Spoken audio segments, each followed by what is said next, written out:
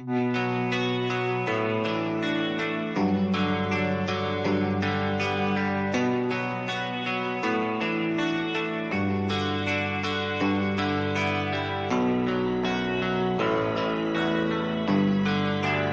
are you feeling? How long have you been here?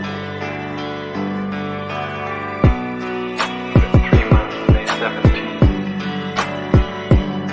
And what brought you? That's difficult to answer.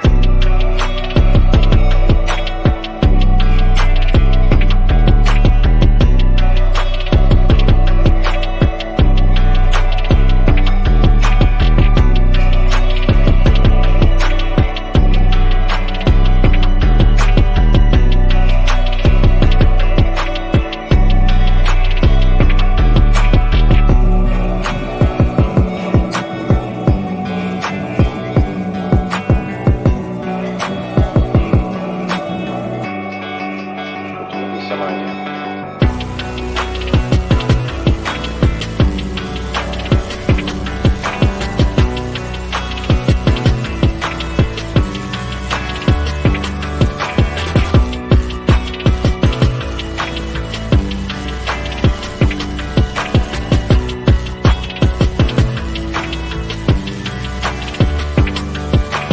I am not completely like other people. What do you mean by that? People dislike me because I am not completely like them.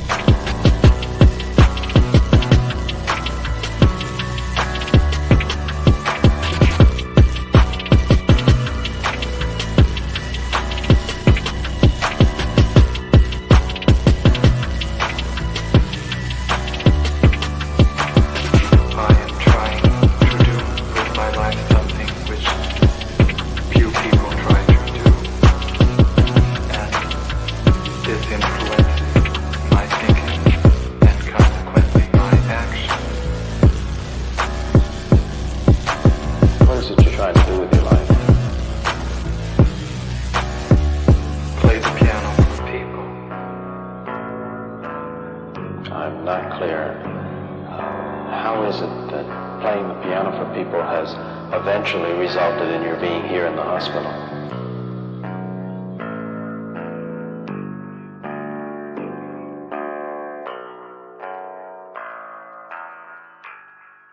That's difficult to answer.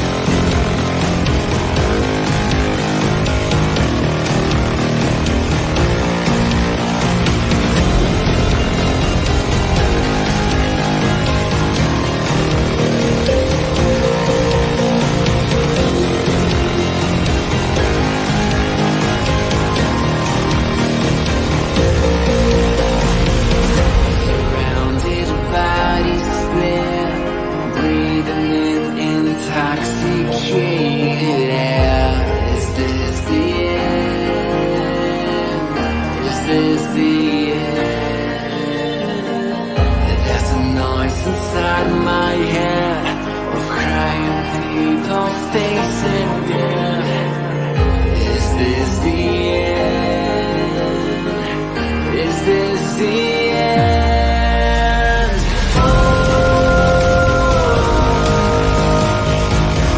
I'm burning in the stone.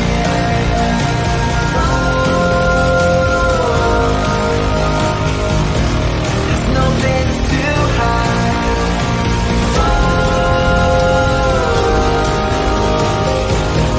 I'm burning in the stone.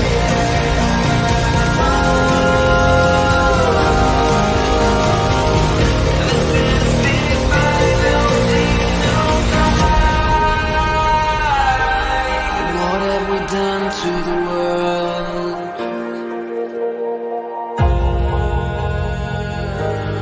What have we done to the world?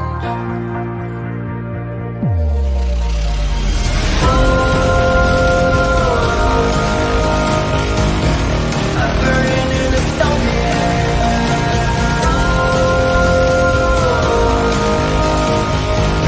There's no place to hide.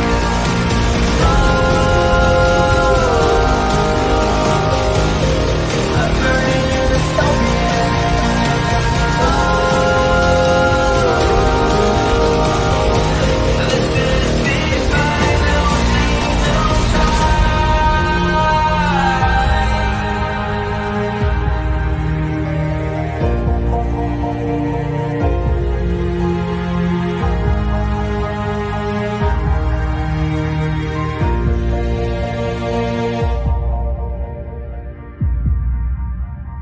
the final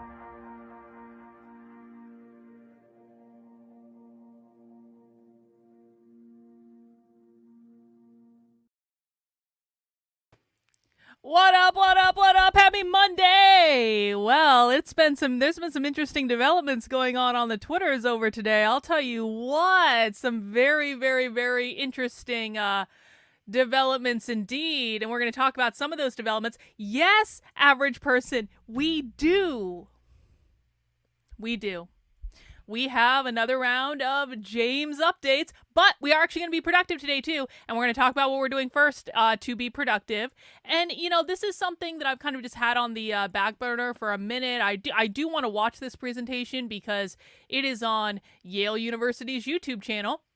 And this is a presentation that happened March 8th, 2023. So this is prior to the infamous October 7th attack. And this is, it's a presentation about anti-Semitism, revisiting the Jewish question in America. And I want to watch it because it's being given by a professor of sociology from the University of Wisconsin-Madison. And I just think I want to watch it. I want to know what they were saying at Yale University about anti-Semitism prior to October 7th. Now, the reason I want to do this is we watched a bunch of these presentations that happened like right after October 7th and stuff like that. One of the things that we found is that they are trying to change the definition of anti-Semitism. We've actually heard two different versions of the definition. The first version of the definition was from Haymarket Books, of course, is the biggest socialist book publisher in the United States. And this was a training specifically about education and how we teach about quote unquote anti-Semitism in schools. The first definition that they wanted to change anti-Semitism to was what it had to do with the power plus privilege model. Now, who in the chat remembers the power plus privilege model? Because this kind of has gone out of fashion. They used to use this a lot, like during 2020 in the George Floyd rebellion, or the George Floyd uprising, as the left calls it. In 2020, they talked about how racism means power plus privilege. What that means is if you don't have power, which they define, of course, as private property ownership, bourgeois property. If you don't have power, you can't be strike that. If you have power, if you are an owner of bourgeois property, then no one can be racist against you. So this is why they can get away with calling Larry Elder the black face of white supremacy, because Larry Elder has power and privilege, and therefore no one can be racist against him. It's why they call Jay-Z a white supremacist, why they call Kanye West a white supremacist, et cetera, et cetera, et cetera, et cetera, et cetera. And so what they're trying to do with the definition of anti-Semitism is kind of change it to the same thing. Because right after October 7th, when Bill Ackman, who is a billionaire, was funding all of these like trucks that were going around saying, don't hire these students, they were basically trying to say, well, you can't be anti-Semitic towards Bill Ackman because he's a billionaire, so you can't be anti-Semitic towards him. But if it's just like poor Jews that were dying in the Holocaust, you can be anti-Semitic against them, but you can't be anti-Semitic against rich Jews. That was the first definition that they tried to change anti-Semitism to. The second definition that they tried to change anti-Semitism to, and I actually found this one to be much more interesting, if I'm honest about it, was it came from a professor of Jewish studies, and I forget his name, but I do have it documented on my Substack. It came from a professor of Jewish studies from the University of California, Santa Cruz. He was giving a lecture at the University of California, Berkeley, and his definition of anti-Semitism was really interesting because what he said is, you can be anti-Semitic towards any black and brown people that you are not allowing to immigrate to the country, even if those people aren't Jewish. So in that definition of anti-Semitism, it was actually specifically focused on immigration, like, and divorcing Jewish identity from the question of if you're anti-Semitic or not. And to be honest, I found that to be very interesting. Like, this is a professor of Jewish studies. And again, I have this documented. It's on my Substack. I made clips of it at the time if you want to go back and look at it. This was a professor of Jewish studies saying you can be anti-Semitic towards black and brown immigrants illegally crossing at the southern border, even if those black and brown immigrants are not Jewish. Why? Why? That's always the question we should be asking, isn't it? Why are professor of Jewish studies trying to divorce the term anti-Semitic from Jewish identity?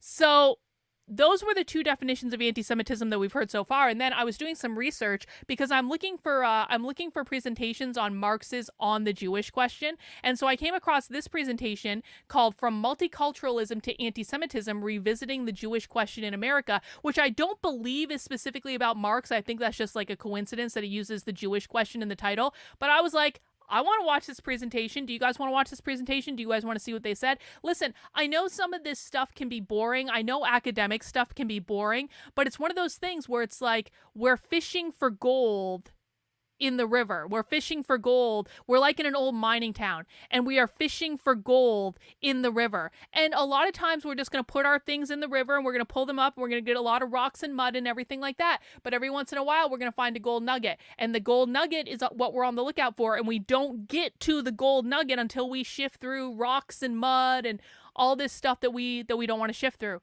So that is what we're doing today. And we're going to be listening to this. But you know, there's been some interesting developments on the Twitters, and actually, there's been a really interesting development within the last 20 minutes. I was taking a shower right before my stream, and I left to go get in the shower, and I came back, and I was like, well, this is a whole new can of worms, isn't it? So you guys may have caught wind of this guy, Chris Burnett.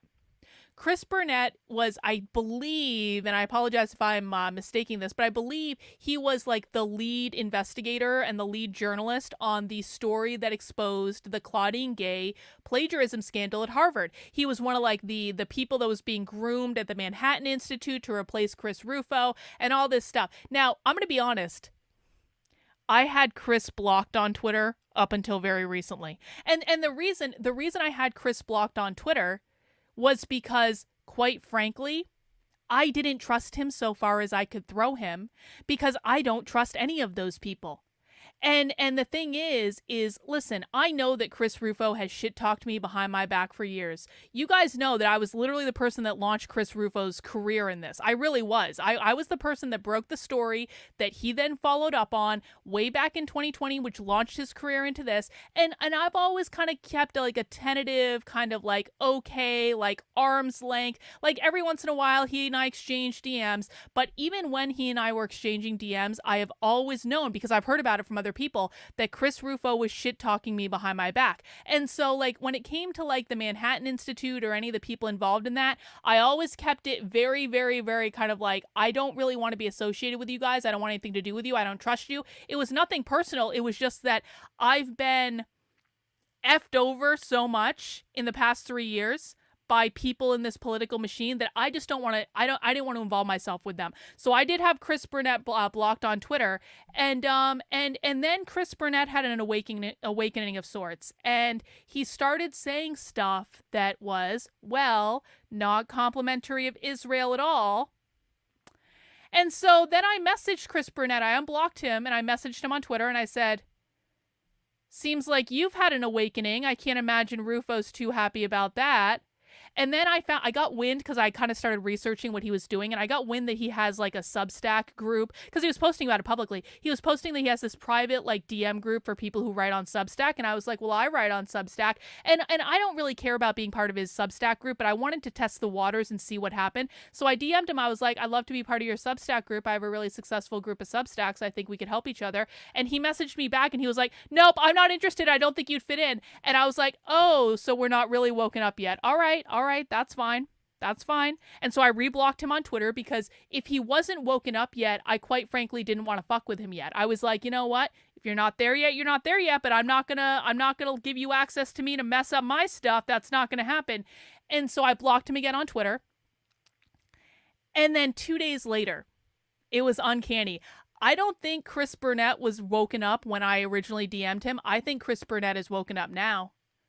Because in those intervening couple of days, Chris Rufo did this whole long post on Twitter denouncing him. He's got all the Zionist shills coming after him, and he's like fighting them all off, and he's calling like James Lindsay and Chris Rufo the woke right. He's retweeting Nick Fuentes. He's talking about how he's Groyper curious. He's really not friendly towards Israel at all. He hasn't started tiptoeing around the World War II stuff yet, so I kind of wonder how far along he is with it in his head. But I was like, well, hi, Chris. I know what it's like to be really fucked over by the conservative establishment for exactly the same thing. Because listen, I remember what it was like when they first started doing this to me. For people who don't know, basically what happened is they planted a hit piece about me in Newsweek that made me look like a ridiculous anti-Semite when I literally didn't even care if anyone was Jewish. They took a quote out of context that made it look like I was like saying that Hitler and the Holocaust were good, when that was like actually the opposite of what I was saying. But they needed to shut me up, and they did their best, and I had the entire fucking conservative establishment fall down on my head, and that kind of sucked. Better off in the long run, but it kind of sucked at the time. And then I meandered around by myself for a couple years, and I was getting harassed all the time, and I had all these smear campaigns spread about me, and we've gone over and over and over this. I'm not going to go over it again. And I'm fairly certain that Chris Burnett has probably heard every single smear campaign that's been spread on me, and maybe even some that I don't know about. And so I'm fairly certain that that's what he's using to judge me on. But like, I really hope that his eyes are open now. He seems to be friendly to Nick, which is a really good sign. If you can see through the bullshit that's been done to Nick, that says a lot. And I kind of wondered if is now the time. Are his eyes open? Does he now realize that it's not just Nick Fuentes they've done this to? It's not just Chris Burnett they've done this to. It's not just me they've done this to. They've done this over and over and over and over and over again to anyone with any sort of megaphone that starts to become inconvenient for their political narrative. They do this to any single person that they cannot control. So I've been trying to get Chris Burnett to talk to me now, because it's obvious to me that we're on the same team. It might not be obvious to him yet, but it's obvious to me that we're on the same team. And that was emphasized for me about 2 hours ago when Chris Burnett tweeted this out. The next step in my master plan, I'm going to drive James Lindsay insane. Chris, welcome home, bro. Welcome home. We've gotten the place ready for you. We've been decorating. We've rolled out the red carpet. We've softened James up over the course of a long-term strategy to drive him literally crazy for over a year now. We would like to welcome you, Chris. Because listen, man, I have no problem having as many allies in this particular fight as I can. I have said repeatedly that I think that James Lindsay is one of our biggest obstacles to actually defeating the left, just because James Lindsay has misinformed and lied to millions of people. And all of these people think they know what the left is doing, and they have no idea because they have been lied to by James to shill a political narrative. And so if other people want to come on board and join the team of driving James insane, listen, Chris, I don't know that much about you, bro. I really don't. I know you did good work on the Claudian Gay thing. I don't have anything against you personally, bro. But if you think that we're not on the same team, I just don't know what you're seeing. I really, really, really, really, really don't. I have been friendly with Nick for over a year. I was a VIP at AFPAC.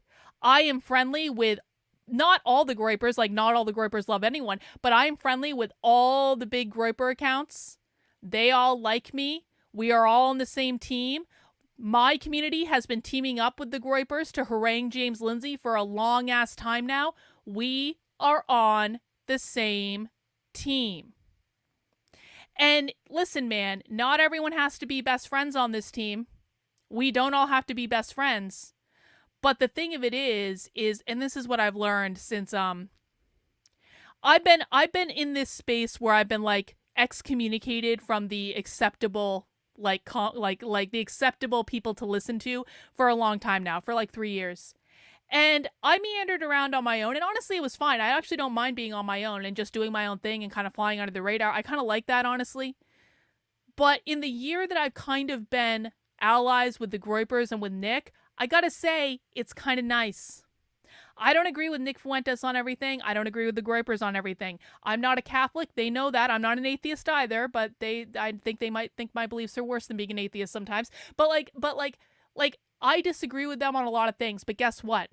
For a year now, and guys, can you believe this? It has literally been a year since Nick Fuentes and I started bantering on Twitter. It has been a year. Oh my God, what a difference a year makes, right? And in that year, I feel like I've developed some pretty good relationships with them, and I feel like we are on the same page on a lot of things, and I feel like people who are in this space, we need to work together. And we need to find a way to put any personal bullshit aside for the greater goal. And in this case, driving James Lindsay insane is the greater goal, and I'm here for it. I am absolutely here for it. So Chris tweeted this out a couple hours ago, and then I was perusing James's Twitter feed. Look at this. James is afraid. James is afraid. Because Chris Burnett, a couple hours ago, also tweeted out, "Lord, I ask you to grant me more competent allies than James Lindsay and David Rayboy." I don't even know how to say his last name. Now, Dave was actually one of the first people to spread a rumor about me being insane on the internet. Believe me. Like, this guy was actually one of the very first people. He used to slide into my DMs all the time. He's like, "Oh, we should meet up, all this stuff." And then at some point, he started telling everyone I was insane. I was like, "Bro, I've never even had a conversation with you. I don't even know you." So Chris tweeted that out. And James, I find it interesting, James still hasn't blocked him yet. But then I responded and I said, "Hi, let's talk."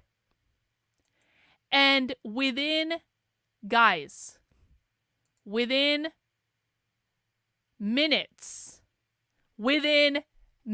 probably half an hour of me tweeting that, James Lindsay is already saying, "Uh-oh."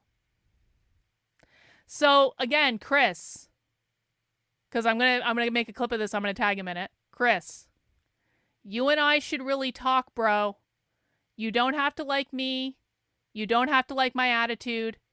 I would venture to guess, Chris, that you probably don't know the extent of the independent journalism that I've done over the last several years, and that actually might interest you, because I've dug into corners that you guys have no idea about, and you've dug into corners that I have no idea about, and that's all fine, well, and good. It really is.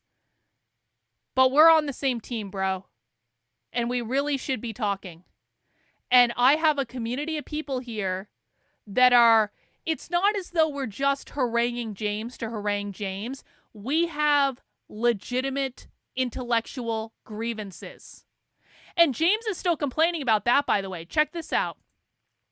One of James Lindsay's simps, Frank McCormick, they're still all pissed off about us taking over the interview that James had the other day. And they're saying, Carlin sent her followers to harass people on a stream that has nothing to do with you. And then pinning a screenshot of one of them asking a question is not winning. Well, you're right, Frank. You're right. That wasn't winning. That wasn't the thing that was winning. What was winning was we went on that stream and we asked James 26 questions about the far left that we documented in the chat, that were highly relevant to what was going on in the presentation, that were highly relevant to everything James was saying. We weren't bringing in things that were outside of the relevance. And not only did James refuse to answer every single one of the questions that we asked, the moderators in the chat deleted all the questions, and we have them all on video doing it. So we're not fighting a flame war against James Lindsay, Chris. We're not fighting a flame war against James. We have dissected James's work for the last year. We have picked apart all of the holes in it. We know every crazy thing that James has been shilling. And believe me, he's been shilling some really, really crazy shit. If you think the Archangel Michael stuff is the craziest thing James has ever said, let me introduce you to the Oprah New World Order Gnostic sex cult New Age WEF conspiracy theory. Like, let me introduce you to some of the people that James has been associating with and taking guidance from, because they're all nutcases. We've got this all broken down. We figured it out. We've been on his ass for a year. And Chris, we want to help you. We want to help you, bro. We can, Chris, even if you don't want to talk to me publicly because you're still kind of like getting over whatever thing you think you know about me, even if you don't want to talk to me publicly, bro, just come into the DMs. We don't have to be public about it. No one has to know. It'll be fine. We're waiting, Chris. And listen, man, I'm going to say this too. And this isn't a threat. This is just the way things are. Like, at some point, Chris is going to have to start making friends with people on this side of the internet. At some point, Chris is going to have to start interacting with the groypers in like a real way. Otherwise, they're not going to trust him. At some point, it's going to benefit him to do so.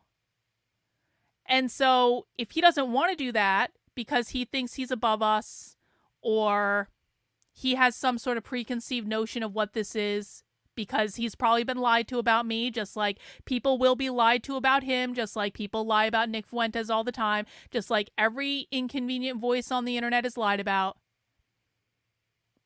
If he wants to resist because he thinks he's always going to be at the level that he's at now, I wish him the very best of luck. And I'll say that when he decides to come around, because he realizes it's not always going to be like it is right now, he's not always going to have a spotlight on him like he does right now. And at some point, he's going to have to make his way on his own. And when he starts to have to make his way on his own, it is going to be very beneficial for him to have allies that will have his back no matter what. And that's what I found on this side of the internet. Like, as long as I don't go after Nick Fuentes, I've got a group of allies. And I like them. I like the groypers, and I think the groypers are funny, and I think the groypers are hilarious, and I love hanging out with them, and I think they're really smart. And I think that Chris is either going to figure this out or he's not.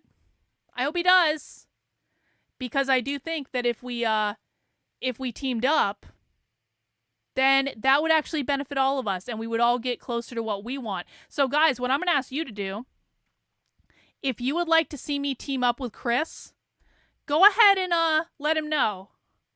Go ahead and let him know to talk to me, because I can't force anyone to talk to me. I can't force anyone to want to communicate with me. But maybe if he gets some encouragement from people, and I want everyone to be nice, okay? I want everyone to be nice. I want everyone to be polite. I want everyone to be kind. I don't want anyone to shitpost. I don't want any of that. Hey, Edwin, how are you? The dissident right has to build its own scaffold. The existent right is synthetic and subsidized by paymasters with a specific agenda. I couldn't agree more, Edwin. We've got to help each other. Listen, all of us are up against a giant, well-funded machine, and they want us all silenced.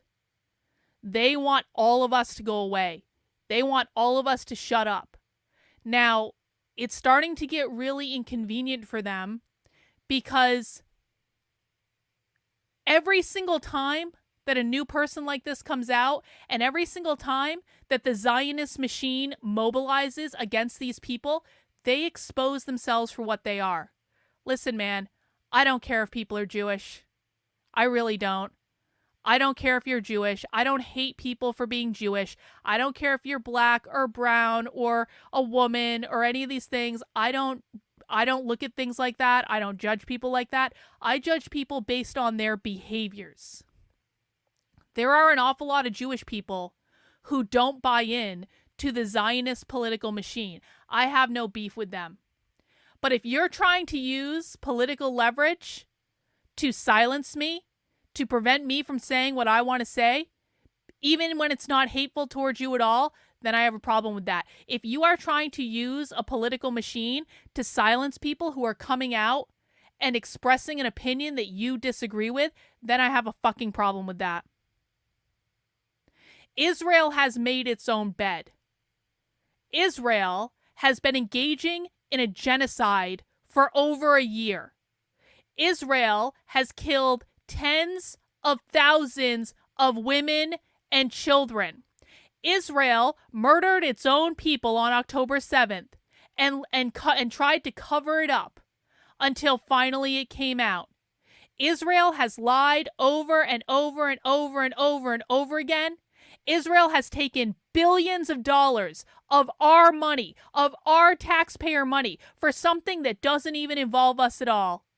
And now Israel is trying to bribe Donald Trump, when he takes office, to go to war with Iran on their behalf, to sacrifice American lives, to go to war with Iran, who we don't have any beef with,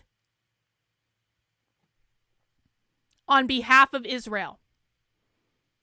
I'm not okay with this. And I resent any notion that this makes me a communist or a leftist or a member of Black Lives Matter, according to Chris Rufo. That was one of the most ridiculous fucking narratives that has ever been concocted in history. Do you guys remember that? When Chris Rufo was like, anyone that doesn't side with Israel is literally in BLM. That was the moment I was like, bro, you have jumped the fucking shark. Are you serious? Are you serious? It's not our war. It's not our problem. We never should have been involved in the first place. I don't want billions of my dollars going to any foreign country, let alone to fight a war with another country that I don't have any issue with. And I don't want anyone silenced for expressing an opinion that people find politically inconvenient. So, Chris, I hope you reach out at some point, bro. I've DM'd you enough now. It's on you. And I've got a community of people here who are ready to support you whenever you want. And I might not have the biggest community in the world, but I'll tell you what, I've got one of the most hinged into reality communities. I've got one of the most active communities. My communities actually go undercover at leftist events. My communities know more about what's going on the left than any other people on the internet. So we may not be the biggest, but we have some of the best resources, and we've got some of the best game, and we've got some of the best infrastructure. So even if other people have more people by number, we're doing pretty good. We're doing pretty good. So, welcome to the team, Chris. Try to keep your head above water, but know that you're in it for the long fight now, and you got to find people who are on your same side, bro, and we hope you show up. We really, really do. Anyway, guys, let's get into our content for today. Again, we are going to be watching this lecture from Yale University about the Jewish question and anti-Semitism in America. Before we get into that, I hope you will consider supporting the work I'm doing over on my Substack, which is Carlyn, KARLYN.substack.com. Yes, another lecture on orange juice. Exactly. This is my primary content hub on the internet, guys. And if you want to support the work I'm doing, sign up there for $8 a month, excuse me, $80 for the year. I am 100% grassroots funded. I have never been associated with any political organization because I refuse to be a shill of a political narrative. I have never taken money from people like the Manhattan Institute, people like Moms for Liberty, people like Turning Point USA. It's not that I didn't have the opportunity. It was that I said no because I don't want to be beholden to any political narrative. I want my only job to be to work for you, to tell you the truth, and to show you the receipts. If you want to help support the work I'm doing, head over to the Substack and sign up there. And remember, guys, check this out. If you go to this article, in the bottom left-hand corner of the screen, I need your help to expose the far left. If you want to help our Twitter campaign that we've got going to make sure my content gets elevated, to make sure I get more eyes on it, we have learned how to game the Twitter algorithm. So if you go over to this article will tell you how to get involved to help us continue to game the Twitter algorithm. Everyone's doing a really great job. We are getting so many more views on my videos and my clips than we were before. And that's entirely the point, guys, because the more views we get on these things, the more people are going to come around. And listen, James Lindsay is now shilling nothing but woke right, woke right, woke right, woke right, woke right. So there's a hole in the market. And I am the best teacher about what the left is doing on the internet. I have more receipts than anyone else on the internet. I have watched more far left training than anyone else in the world, besides maybe the people who've watched it with me every step of the way. I've gone undercover at leftist events when most people have not. I understand the left at a very, very, very intricate, high level. And I want to share this information with the world, and I want to make sure people know what's going on, and I want to make sure people hinge into reality about what this is. I need your help in order to do it. Financial donations are, of course, always appreciated, but one of the very best things you can do is help me spread this content on Twitter, just doing 5 basic things. What are those 5 basic things that we do, guys? What are the 5 basic things? Every time I post a clip on Twitter, what are the 5 basic things that we do to game the algorithm? Does everyone know? Let me know in the chat what those 5 things are. And again, you can come over to the Substack, carlin.substack.com. You can find this article in the lower right-hand corner right now. If it's not there when you're looking at this, you can find it somewhere else. But this article will explain to you specifically, here is what we need you to do. Here's how you get involved. It's super, super, super, super, super quick. I've broken it all down for you. This doesn't cost any money. All it costs is your time. We need you to like, retweet, quote tweet, bookmark, reply. Bookmark, reply, like, retweet, quote tweet, like, oh gosh, it's not working. Come on, show the comment. Why isn't my StreamYard working all of a sudden? There it goes. Like, bookmark, repost, reply, quote tweet. Like, retweet, quote tweet, reply, bookmark. We need everyone to do all these 5 things to every single time I post a clip on Twitter. And what that's going to do is it's going to game the algorithm. It doesn't matter how many followers you have. It doesn't matter. I need everyone on Twitter. I don't want any excuses, because this, for better or worse, is where the battle is being fought right now. And this is where we can get people to come over here and join our team. And so we all got to be in on the battle. And that is just the way it goes. Hey, thanks, Sports Fisher. I appreciate you. Thanks so much. Also, guys, another way to support the work I'm doing is by heading over to the Unwoke Art store. That is unwokeart.com. This is my merchandise store where I just kind of feel like I have the best merch on the internet. You can still get your Marxism is Evil yard signs. It should be able to be delivered in time for Halloween. Like, we're cutting it really close, though, with that. So if you want your yard sign up in time for Halloween, you want to be sure to get your order in, because it does take a couple days to print, and then they got to ship it to you and all that stuff. But the yard signs, oh my gosh. Excuse me. The yard signs are selling like hotcakes. I'm really pleased about this. People have been sending me so many awesome pictures of the signs. I love you guys. Every time you get merch from me, just take a picture, let me know. Other merch you can get on the website right now is the special limited edition anti-communist Halloween series. We've got Marxism is Coming for Your Soul. We've got collectivism looking like an old school horror movie poster. We've got everyone is equal until they're not. And we've got the bestseller of the Halloween anti-communist series. We've got the Marxist Utopia of the Dead. All right, Alexis, I'll make some tank tops. All right, all right, all right. But all those are available on t-shirts, they're available on sweatshirts, they're available on pint glasses, they're available on mugs, they're available on stickers, and you can get lots of other cool stuff in the store. Just have a look around. I have the best anti-communist merch store on the internet. I'm just saying, I don't feel like I'm bragging. I don't feel like I'm, we're not doing penguins for Halloween, Trendlin, okay? I do think I have the best anti-communist merch store on the internet. For realsies. For realsies. All right, guys, let's get into our video. I've yapped enough. We are watching a presentation from Yale University from March of 2023. So keep in mind, this is before October 7th. And it is called From Multiculturalism to Antisemitism, Revisiting the Jewish Question in America. And Chad Allen Goldberg, I think he's Jewish. Maybe I'm mistaken, but I think he's Jewish. Let's see what he had to say.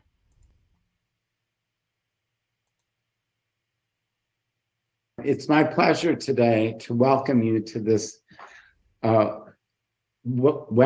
from YIPSA, the Yale Program for the Study of Anti-Semitism. My name is Jeff Alexander, and I'm a professor of sociology here at Yale and a board member of YIPSA.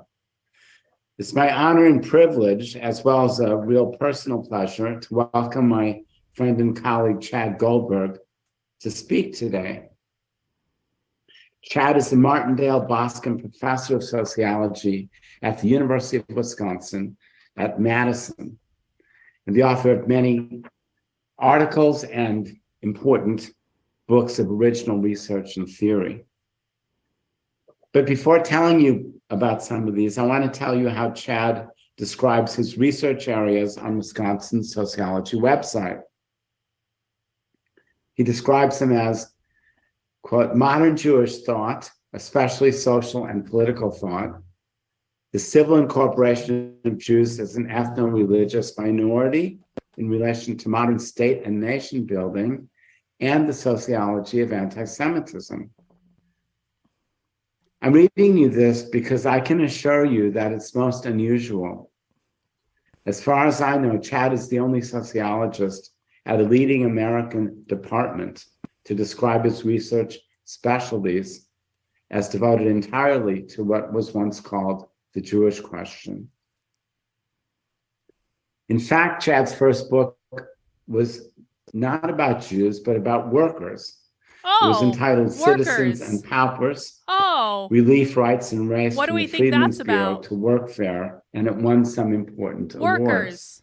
What do we think that's It was about? in the years after that publication that Chad began attending to matters concerning Jewish exclusion and incorporation, one line of which culminated in his singular book, Modernity and the Jews in Western Thought. It was a finalist for the National Jewish Book Award and the Jordan Schnitzer Book Prize, and the winner of several prizes from sociological societies.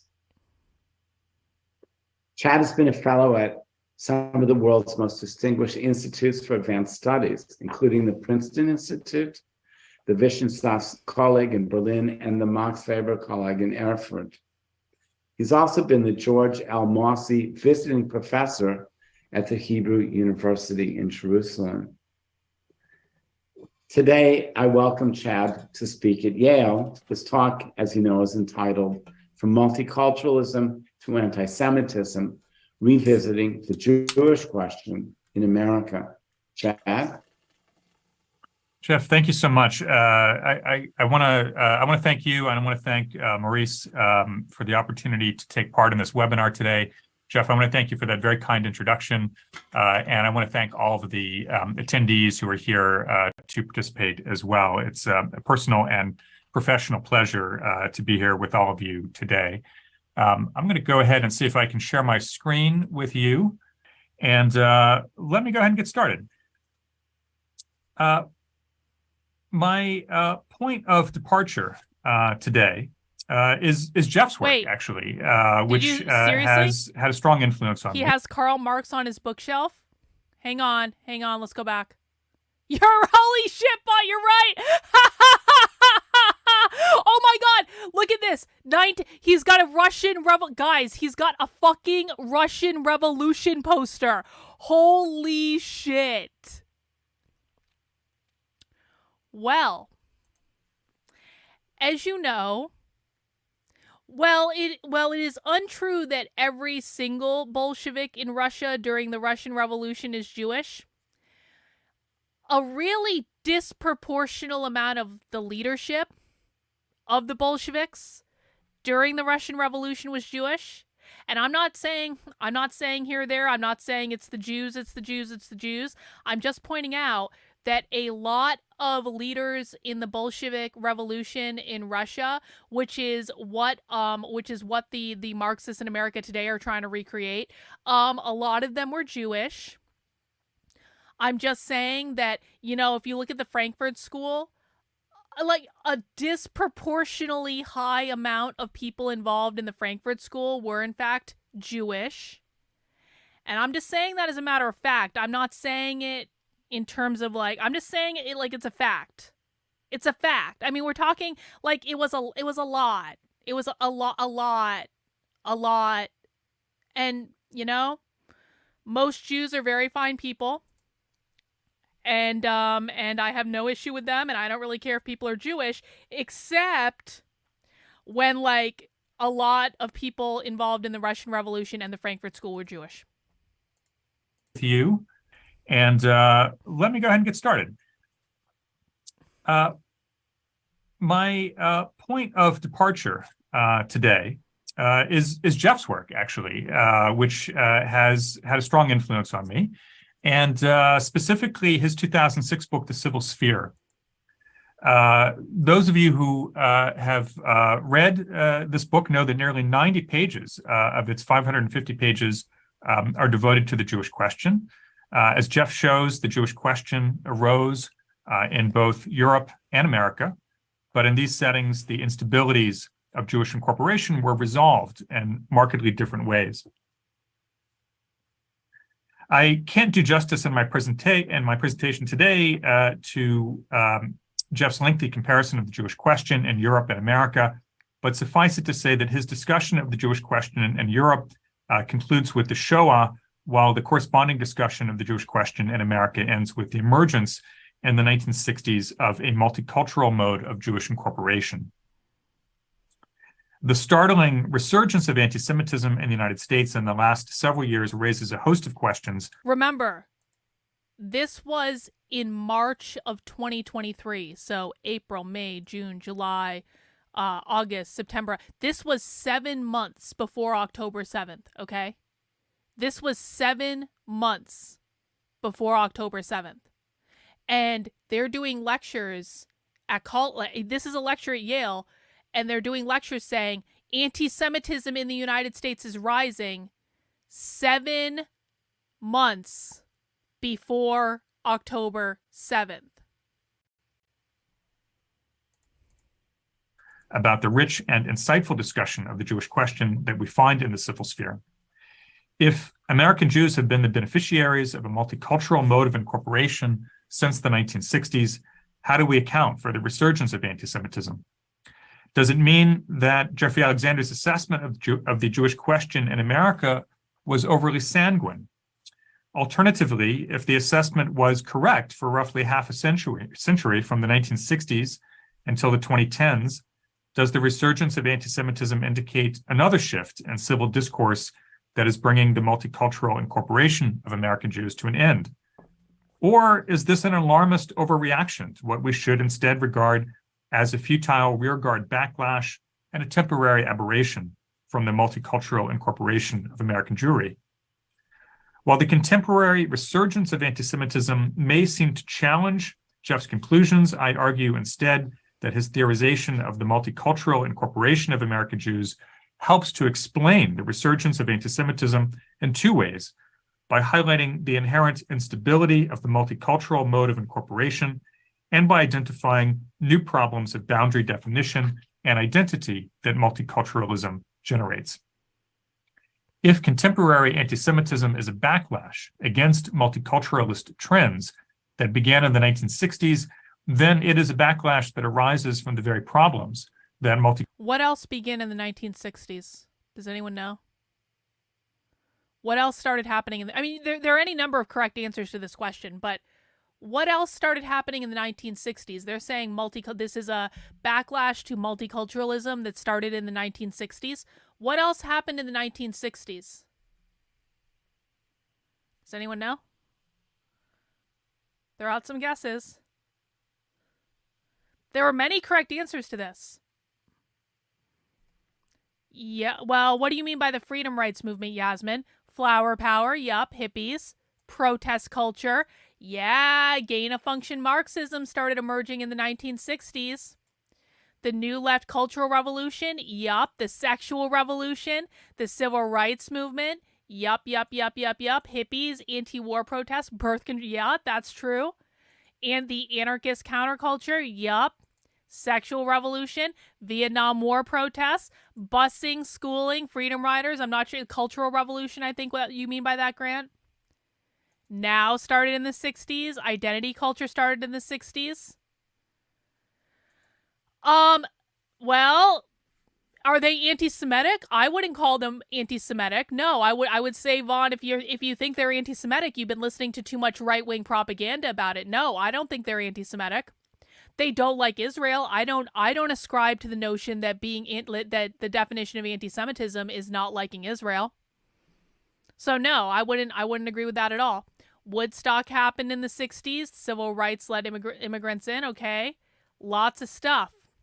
Now, what I think happened, so the Frankfurt School came to Columbia University and set up shop in the 30s. Okay, it actually came before World War II. The bulk of it happened after World War II when they got their asses kicked out of Germany. But they started coming to Columbia University in like 1937. So it took a couple decades for them to get their act together, essentially. And then what happened in the 1960s is, so this is when all of the anti-capitalist movements started to rise. So everything that you guys just listed, from the Cultural Revolution, hippies, Vietnam protests, feminism, birth control, etc., all of these things relate back to anti-capitalism, which we know, if you watch my content, how each of these concepts relates back to an anti-capitalist movement, but every single one of them does, okay? So when you're talking about anything related to race, gender, sexual identity, abortion, all of these things are cultural destabilizing apparatuses that are attacks on capitalism from the left. Now, you know what's interesting? So we've been doing research into the start of anti-capitalist queer movements. So queer is an anti-capitalist term. Queer is a far-left term with the specific goal of abolishing capitalism. But queer has also throughout the years been used to basically call people weird, or it's been used as a euphemism for like gay or things like that, right? Do you guys know what year queer started being associated with anti-capitalism? I now have an answer for this. We reverse engineered it and we researched it. Does anyone want to guess what year the word queer started being associated with anti-capitalism? And I know the exact document it started in. I have it on my Speak Socialist Substack. No, wasn't 1990. Nope, wasn't. It was way before that. It was not 1972. Nope. It was not 1969. Nope. 1964. 1964 was the publication of the very first piece of literature that related queer to anti-capitalism. And I have it documented. I know exactly what it is. I wrote about it on my Speak Socialist Substack a while ago. I made a whole list of these things. So isn't that interesting? Isn't that interesting that about 30 years after the Frankfurt School sets up shop at Columbia University, they take over the colleges and universities, they take over the professorships positions, and then all of this stuff starts trickling down from academia into culture. And that's why all of that stuff was happening in the 60s. And it wasn't just about queer. Again, all of this stuff in regards to the civil rights movement. Martin Luther King was a socialist, guys. He just was. And I'm not saying there weren't legitimate grievances that people had. I think there were legitimate grievances that people had. But what people need to understand is the far left utilizes what are legitimate grievances in order to push an anti-capitalist agenda. And it's been going on since the 60s. There were legitimate grievances that women had. Though, and I agree with many of those grievances. That doesn't mean that feminism wasn't utilizing the legitimate grievances to push an anti-capitalist agenda. Well, Kyle, you want to know what that document is? I'll show you where you can find out. If you want access to the research that I have exclusively done, that ain't no one else on the internet bothered to do, you can head over to my Substack. It is speaksocialist.substack.com. And where you will find the title of this document is if you go to hang on, I gotta find the article. I'll give it to you specifically. Queer as Anti-Capitalism Literature, 1960 through today. You will find the answer to your question in that document, because I have an entire timeline of literature that is associating queer with being anti-capitalist from 1960 up through today. So you can find it there if you're interested. Culturalism itself produces. I will develop this thesis in 4 parts. First, I'll briefly review the 3 modes of civil incorporation that Jeff has identified and the distinctive relation of Jews to civil society that each of those modes entails. Second, I will present evidence for a resurgence of anti-Semitism in the United States in the past several years. Third, I will trace the resurgence of anti-Semitism in part to features of the multicultural mode of incorporation that Jeffrey Alexander has identified. Fourth, I will provide additional support for this interpretation, if time permits, by means of a historical comparison to cultural attitudes toward Jews in the Calvinist or Protestant Reform tradition, particularly among the Puritans. And to be sure, the Puritans were not multiculturalists, but they did identify themselves with Jews to a remarkable degree, and this identification created similar problems of boundary definition and identity, which makes it, I think, an instructive comparison. So Jeffrey Alexander examined the Jewish question in relation to 3 ideal typical modes by which excluded outgroups have achieved incorporation into the civil sphere. 2 ladies with the 5 gifted memberships. Christian got a membership. Elena got a membership. Draco's got a membership. Lone got a membership. Ashley got a membership. Congratulations to everyone who got a membership. Thank you, 2 ladies, for gifting those memberships. We really do appreciate you. The first of these modes of incorporation historically was assimilation, which entails the separation of the person who belongs to an outgroup from the stigmatized qualities that distinguish the outgroup from the core group. That separation was typically accomplished by means of a division between private and public life. Members of primordially stigmatized groups could participate in the discourse and institutions of civil society insofar as they completely shed these identities upon entering the public domain. Assimilation is inclusionary insofar as it permits the members of outgroups to be evaluated positively and thus affords them opportunities for civic participation, but it fails to challenge the negative evaluation of outgroup qualities. Furthermore, as Jeffrey Alexander wrote, because of its delicate and tense balance between negatively evaluated qualities and positively evaluated persons, assimilation is a highly unstable mode of incorporation. The instabilities of the assimilative mode of incorporation allow it to be pushed backward toward exclusion or forward toward alternative modes of civil incorporation.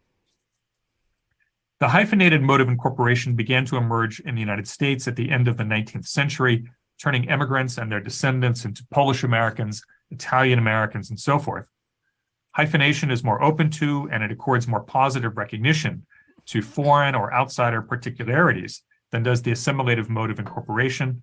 Nevertheless, it remains fraught with challenges for Jews and other outgroups. While ethnic particularities remain evident and pronounced in this mode of incorporation, the qualities of excluded groups are treated as complementary, but still inferior to those of the core group. Alexander concluded that the hyphenated mode of incorporation, like the assimilative mode, provides a highly unstable basis for the expansion of civil solidarity, and therefore is liable to be pushed backward to assimilation and even to exclusion, or else forward to the multicultural. Why might Jewish people be so worried about multiculturalism in the United States? Why might Jewish people, and I'm not saying every Jewish person is worried about this, but I'm saying, okay, why might this Jewish studies professor be so worried about multicultural assimilation in the United States? Why do you think that might be? I'm just asking a question.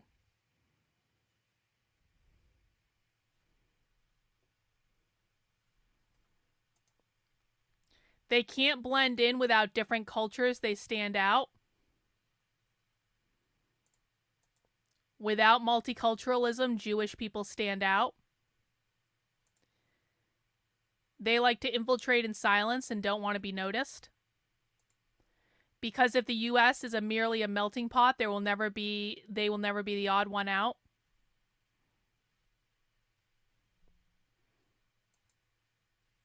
Yeah, I think those are some interesting answers. Cultural mode of incorporation.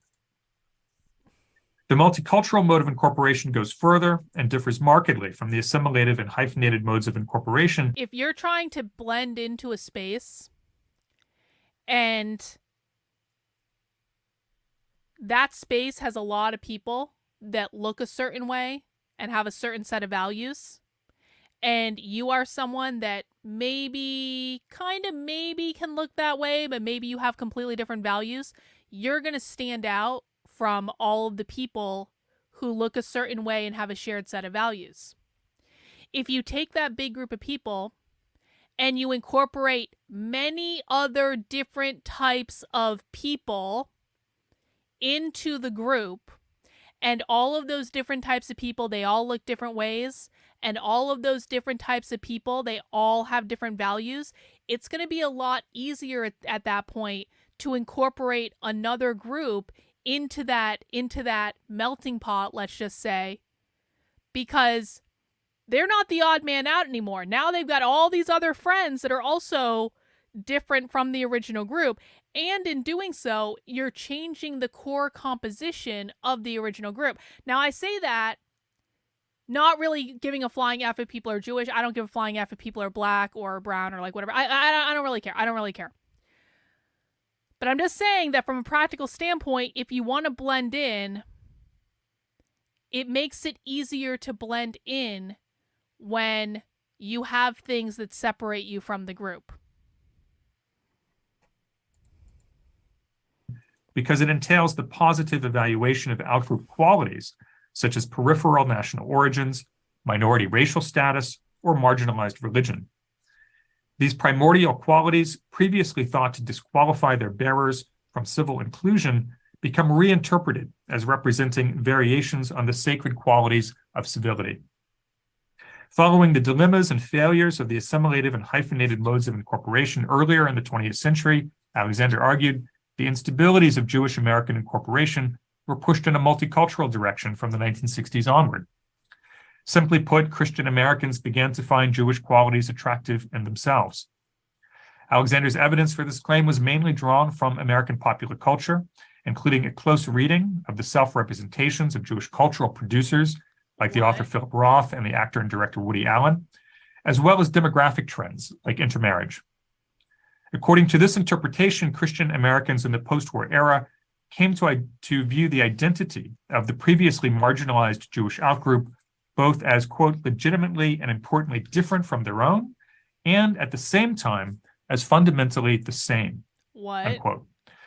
Multiculturalism, Alexander concluded, requires and helps to produce thicker and deeper forms of mutual identification. See. If American Jews began to experience a multicultural mode of incorporation in the 1960s, the country's erstwhile love affair with Jewish qualities seems to have taken a disturbing turn for the worse in recent years. The Anti-Defamation League, established in 1913 to fight anti-Semitism and other forms of bigotry and discrimination, monitors anti-Semitic incidents in the United States, including assaults, vandalism, and harassment. How are we defining anti-Semitic would be my first question. ADL reports indicate a steady decrease in anti-Semitism from 2011 to 2013. However, the ADL reported a sharp rise in anti-Semitic incidents in 2014.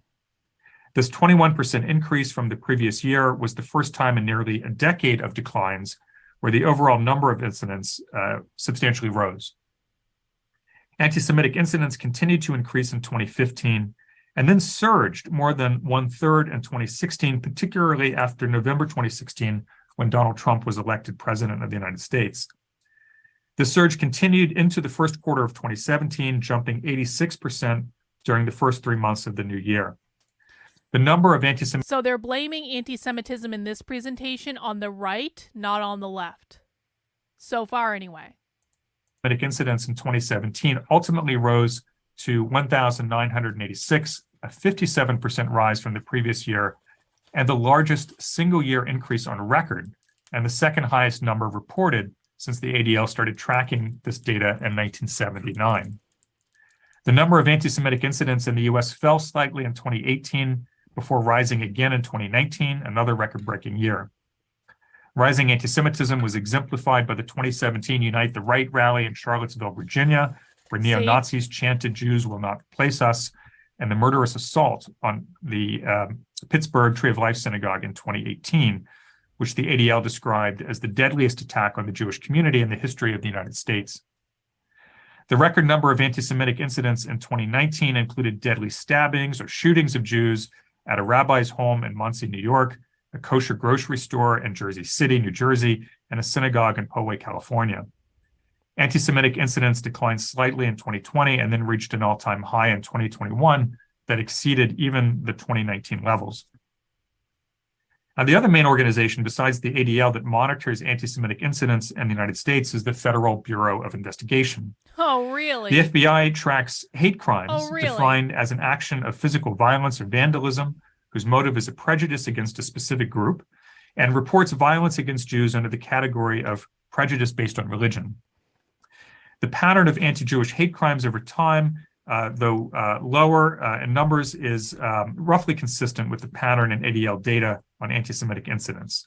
What we see here in this graph is that the number of anti-Jewish hate crime incidents decreased steadily from 2011 through 2014, a trend that the ADL welcomed.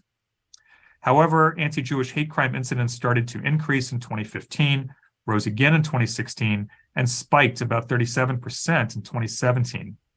After falling in 2018, anti-Jewish hate crime incidents jumped by 14% in 2019, when they comprised 13% of all hate crime incidents, despite Jews constituting less than 2% of the US population, and fell again in 2020, though they remained higher than levels in the first half of the decade. This is not what's going on. Nope. This Pross might be claiming the right, but let's not forget many Zionists like God. This is okay, guys. This is prior to October 7th. This is 7 months prior to October 7th. What you're talking about is after October 7th. You gotta keep your timeline in mind. While data on hate crime incidents in 2021 and 2022 were not available at the time this paper was prepared, anti-Jewish hate crimes continued to seize public attention with the armed taking of hostages at a synagogue in Colleyville, Texas in January 2022, and the arrest just last week of a man threatening to kill Jewish government officials in Michigan. The rise in anti-Semitic incidents and hate crimes is associated with a shift in cultural attitudes toward Jews in the United States. That's what I will argue at any rate. And I think there are worrying signs of such a shift on both the political left and the political right. Oh. On the one hand, the anti-Semitic motifs of Jewish foreignness or alienness, exclusive particularism, power, and wickedness parallel or correspond to anti-Zionist motifs that have appeared in the discourse of some self-styled progressives. For example, U.S. Representative Ilhan Omar has at various times claimed that, quote, Israel has hypnotized the world while doing evil, that congressional support for Israel is, quote, all about the Benjamins, that's to say all about money, and that American supporters of Israel, quote, push for allegiance to a foreign. If it's not all about the money, then can we just stop giving them money? Like, if it's really not all about the money, can we just stop giving Israel money? Country. Although Omar is widely regarded as one of the most progressive members of the U.S. Congress, these remarks earned her the praise of former Ku Klux Klan Grand Wizard David Duke. The reason for this is not hard to discern. Omar's rhetoric corresponds to at least two anti-Semitic motifs, one that money makes Jews powerful, and the other that Jews are more loyal to their own interests than the country in which they are citizens. Today, a segment of the American left uses the counter-democratic code and the discourse of civil society to taint American Jews who do not embrace anti-Zionism, which is, according to surveys, most American Jews, as bad Americans. This shift in cultural attitudes was strikingly displayed by the surge of anti-Semitism during the 2014 Israel-Gaza conflict, which went beyond mere criticism of Israel or Zionism to include assaults on Jewish individuals and vandalism of Jewish institutions. On the other hand, under Donald Trump's presidency from January 2017 to January 2021, the term globalist spread from far-right anti-Semitic websites into mainstream civil and political discourse. The use of the term as an anti-Jewish dog whistle received widespread attention in 2018 in connection with the resignation of Trump's chief economic advisor, Gary Cohn, and the attempted bombing. Yeah, globalist is the anti-Jewish dog whistle. Before it was the Frankists, it was the globalists. Never forget. Of the philanthropist George Soros' home in New York. As Aryeh Tuchman from the Anti-Defamation League noted, the application of the term to Jews carries a host of associations that cannot be extricated from the history of anti-Semitism. Seriously. Tuchman linked the term... Seriously. This guy is arguing if you call someone a globalist, you're an anti-Semite. Someone should tell James Lindsay that. Someone should really tell James Lindsay that, because James Lindsay talks about globalists all the time. I bet James Lindsay didn't know he was being so damn anti-Semitic every time he was talking about globalists. Let's listen again. George Soros' home in New York. As Aryeh Tuchman from the Anti-Defamation League noted, the application of the term to Jews carries a host of associations that cannot be extricated from the history of anti-Semitism. Tuchman linked the term to long-running conspiracy theories about Jewish populations not being loyal to the countries they live in and cooperating through secret international alliances. Wait, hang on. Hang on. He just pointed out that if you say that Jews are more loyal to Israel than they are to America, like if you say, Ben Shapiro, you are Israel first, you are not America first, you are Israel first, Ben Shapiro like goes when that's obviously true. Ben Shapiro is arguing that we give Israel all our money. Ben Shapiro is arguing that we fight Israel's war for them. And if we say, Ben, you kind of seem like you're putting Israel before America, he can go, you're an anti-Semite. Oy vey, you're an anti-Semite. Globalist representation of Jews is in some ways antithetical to the anti-Zionist representation. Are Jews cosmopolitans or nationalists, we might ask? Nevertheless, the two discourses converge in constructing Jews as disloyal to the United States, secretive, powerful, and above all, anti-civil. The multicultural incorporation of American Jews that began in the 1960s makes the recent resurgence of anti-Semitism appear surprising and perplexing. I want to know what else was happening leading up to the 60s. It couldn't just have been the Frankfurt School. And listen, I'm not asking for an answer to this question today. I just want everyone to be thinking about this. What we know, the Frankfurt School landed in 1937. We know that's when the Long March through the institutions started. We know that all of this anti-capitalist stuff started converging and coming out of the closet in the 60s. What else happened leading up? Well, World War II happened. I mean, I guess I guess the fucking creation of Israel happened. The Red Scare happened. Yep. Well, yeah, actually, this is a really good point. Were the 60s just the backlash to the Red Scare? Because McCarthy got more right than he got wrong. So were the and McCarthy lost in the end. You know, he's demonized today, even though he got more right than he got wrong. But by the way, you can't even find videos of any of like the HUAC stuff. You also can't, it is, and I looked for this for a long time, and eventually we found a documentary that we watched on the channel. It is damn near impossible to find the McCarthy hearings. Like videos, even though it exists, it's all archived somewhere. You can't find it anywhere. It's been like the actual videos of the events of both HUAC and the McCarthy hearings have been completely fucking memory hold. I want everyone just to keep that in the back of their minds. What else happened leading up to the 60s? And if you happen to think of something, just like drop it in the chat or let me know later or anything like that. Yeah, isn't it crazy that you like if you don't believe me, give it a try. Try to find the video archives of the House on Un-American Activities Committee, and try to find like the full archives of the McCarthy hearings. And if you can find video of it, please send it to me, because I've literally been looking for this stuff for years. I can't find it anywhere. The closest I've kind of been able to get to is maybe this university has an audio recording of it. But like, we have literally been looking for years for this stuff and we can't find it. What was the Belmont Declaration, MacB? While claims of multicultural incorporation seem hard to square with evidence of rising anti-Semitism, I will argue that Alexander's theorization of multiculturalism reveals some of the processes that underlie this partial reversal.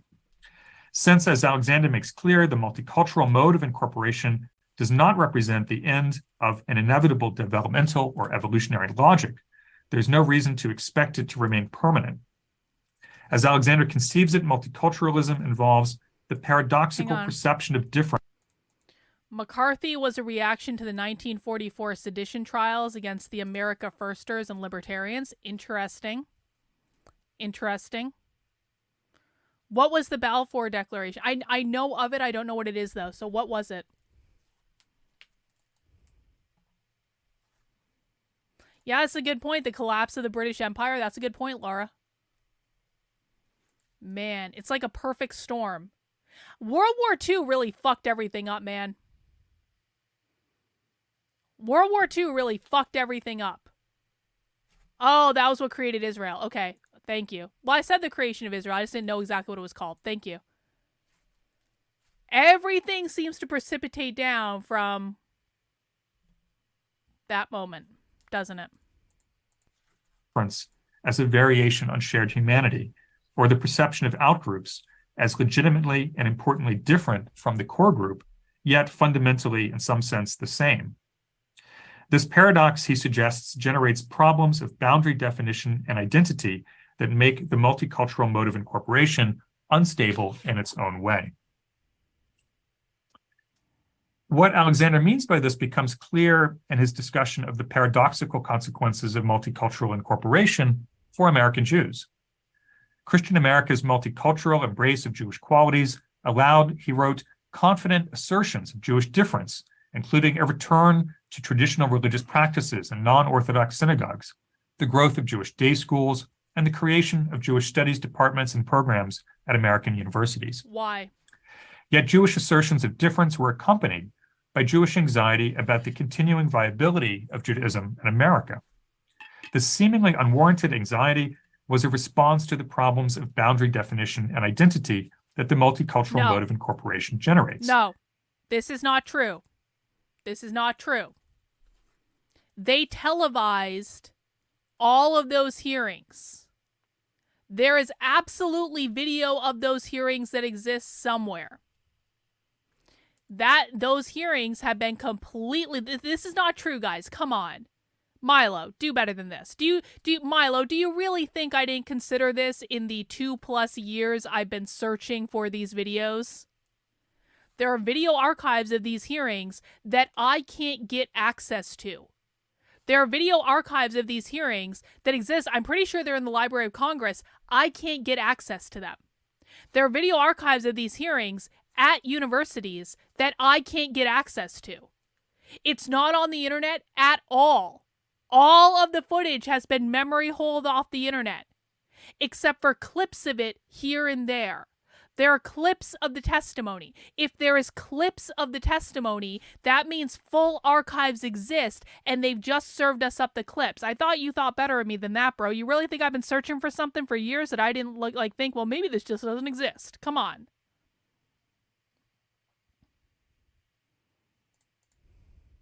And here I'm quoting Jeffrey Alexander.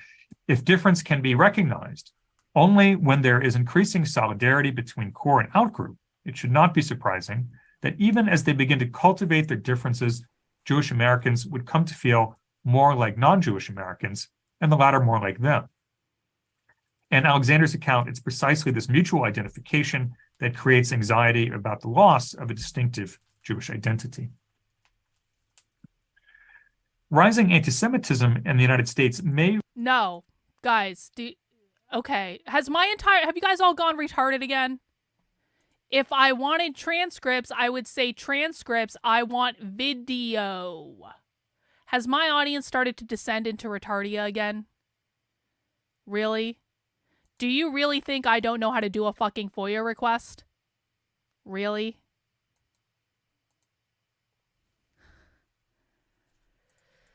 Please don't descend into, please, guys, please. It is way too fucking early in the week to start being retarded already. Please.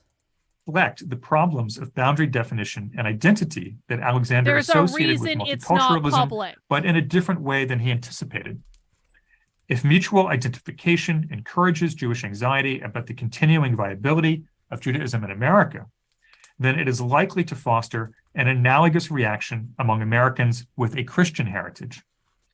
In other words, to the extent that core group and outgroup identities are viewed as fundamentally the same, the non-Jewish core group will also experience anxiety about the continuing viability of its own identity and perhaps even the national identity with which the core group has been historically closely associated. One way this anxiety finds expression is in renewed anti-Semitism, and especially anti-Semitic efforts to reestablish hierarchical boundaries that multiculturalism threatens to dissolve. If the multicultural mode of incorporation generates problems of boundary definition and identity for the core group, as well as for American Jews, there's no reason to think that these problems will be limited to core group members who are committed to one or another political ideology. The problems may, however, appear in somewhat different guises as a result of these political commitments. On the one hand, breaking with the historical self-consecration of the American core group, some core group members aligned with the progressive left are now inclined to view the core group as a deeply anti-civil oppressor of minorities and outgroups. This transvaluation of the core group by some of its own members has adverse consequences for the Jewish outgroup when Jews are perceived to be fundamentally the same. Instead of viewing American Jews as a marginalized outgroup that deserves their solidarity or allyship in contemporary political parlance, these core group members find it hard to distinguish Jews from other, quote unquote, powerful and privileged core group members. These core group members continue to see Israel as a little America, but their transvaluation of the American core group now makes this identification polluting. Rather than interpreting Jewishness as a variation on the sacred qualities of civility, these core group members may instead come to see it as a variation on the profane qualities of incivility. From there, I would say it's a small step to transfer their guilt to the Jews. Their tolerance, normalization, or in rare instances, outright expressions of anti-Semitism, I would say is the bad conscience of the core group. On the other hand, core group members on the far right try to maintain restrictive primordial definitions of civility, or even to make those definitions more narrower. Guys, some of these... don't ever do this. Don't ever get involved in protests like this.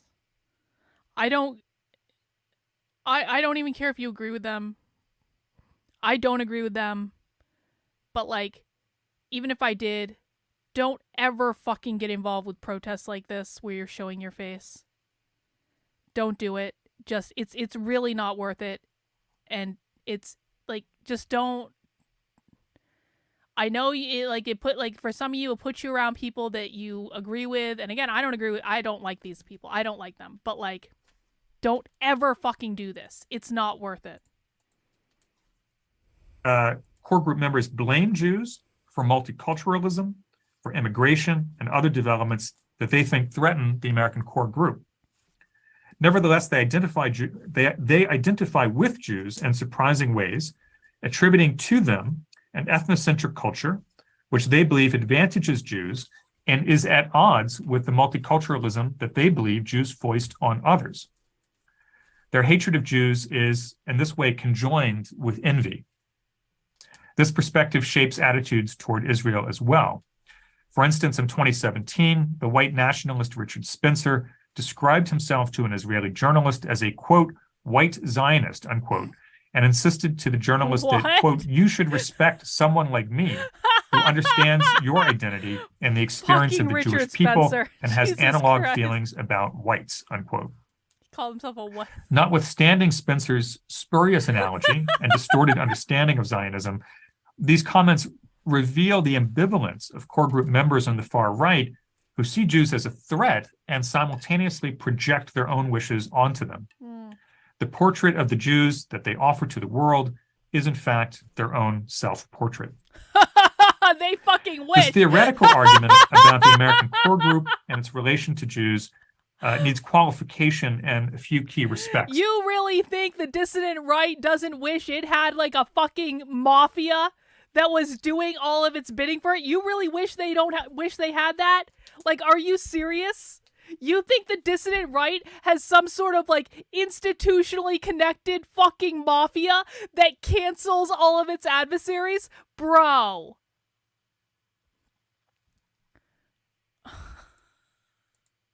And so I want to mention those here.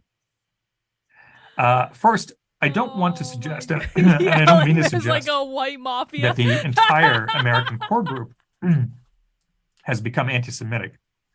Rather, problems of boundary definition and identity facilitate tolerance, normalization, or even outright expressions of anti-Semitism among core group members, making such expressions more likely within the group. Second, Christianity is only one of the primordial qualities available for defining the American core group and judging civil competence. Nevertheless, following Alexander, the Christian quality is analytically accentuated here because of its particular significance vis-a-vis the Jewish outgroup. And third, while this theoretical argument is about the core group and its relation to Jews, it raises questions about the growing minority of Americans who are religiously unaffiliated, which, according to survey research, now make up about 29% of all Americans, as well as the very small minority of Americans who are religiously affiliated, but belong neither to America's historically Christian core group nor to the Jewish outgroup. And survey data suggests that those Americans make up about 4% of the population. Many religiously unaffiliated Americans belong to the Christian core group by cultural heritage, even if they do not identify as Christian. They may have no use for Christianity as church or credo, but its cultural influence endures in the form of secularized Christianity. They are therefore likely, I would submit, to share in some form the anxieties that the multicultural mode of incorporation generates among other core group members. However, the anxieties of someone like Ilhan Omar would be more complicated, since Muslim Americans have arguably not experienced a multicultural mode of incorporation. Their identities may be more divided in a manner characteristic of hyphenation or even double consciousness. In addition, the relative success of the multicultural incorporation of Jewish Americans since the 1960s may lead such minorities to resent an outgroup that they perceive to have joined the core group. In my view, this is a mistaken perception. And it's mistaken, I think, for a few reasons. One, even in ideal typical form, multiculturalism does not simply absorb outgroups into an expanded core group. Rather, outgroups are paradoxically perceived as both legitimately and importantly different from the core group and as fundamentally the same. Second, the multicultural mode of incorporation takes incomplete or uneven forms in real civil societies, in part because it overlaps with past modes of incorporation that partly survive into the present.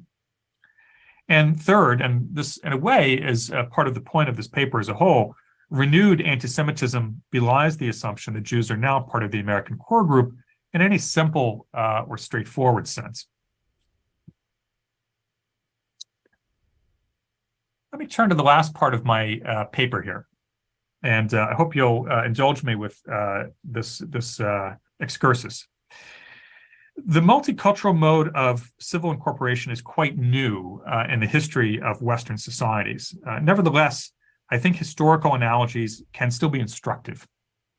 Despite the millennia-long Christian pollution of Jews as incapable of participating in the civic life of Christian societies, we can find exceptional cases in which members of a Christian core group identified in relatively thick and deep ways with the Jewish outgroup. Such identification usually involved a positive evaluation of not only Jewish persons, but also some Jewish qualities such as chosenness and biblical truth. In these instances, some Christians came to see Jewish identity as importantly different from the core groups and at the same time as fundamentally the same. Their views anticipated multiculturalism in this respect, even if Christian theological assumptions prevented their views from developing fully in this direction. Cultural attitudes toward Jews in the Calvinist or Protestant Reformed tradition, particularly among the Puritans, may provide the best example. Puritanism always felt its inner similarity to Judaism, Max Weber wrote, even if it also felt the limits of this similarity. Consequently, I will suggest Puritans experienced problems of boundary definition and identity similar to those generated by multiculturalism, and they managed the resulting anxieties in ways that illuminate the contemporary resurgence of anti-Semitism in the United States. The Protestant Reformation in the 16th century gave rise to intense religious conflicts and sectarian struggles among Christians, in which each faction frequently accused the others of Judaizing. For example, a Bavarian Catholic preached in a 1551 sermon that the King of England, at that time the Protestant Edward VI, his council and kingdom had all become Jews. The Church of England soon turned the charge against its own internal dissenters, labeling Puritans as Judaizers in the late 16th century, and the association between Puritanism and Judaism was firmly in place as the 17th century got underway.